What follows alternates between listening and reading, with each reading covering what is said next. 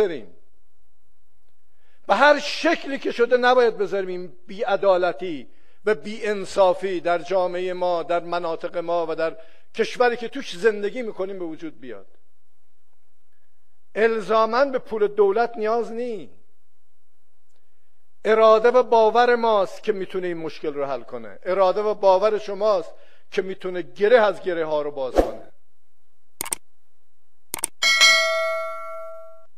من تصور میکنم نباید مدیران رو و مسئولین رو خوابشون ببره، بتونن بخوابن وقتی این بی‌عدالتی و بی‌انصافی وجود داشته باشه. بعد از کنار این ساده بگذاریم. اینا بچه‌هایی هستند که هر چطور ما آموزش بدیم همان گونه خواهند شد که ما میخوایم.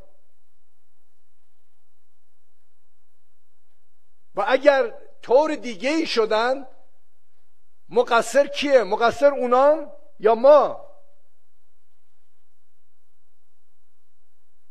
باید با ما که نتونستیم اونا رو درست آموزش بدند برخورد کنند، نه با اونایی که مشکل پیدا کردن.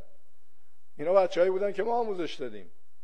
ما تو کلاسشون، تو مدرسهشون، تو محلشون، تو صدا و سیماشون، تو نمیدونم تبلیغاتشون، تو همه اینا ما بودیم، کسی دیگه نبود. اونایی هم که بودن اگر اونا اثر گذاشتن نشون میده ما نتونستیم اثرگذار باشیم. این چیزیه که الان به عنوان حاکمیت و شما به عنوان شورا استانداران محترم هر روز برای این وقت بذارن و تلاش بکنن بی‌انصافی رو در این میدان آموزش از بین ببرن.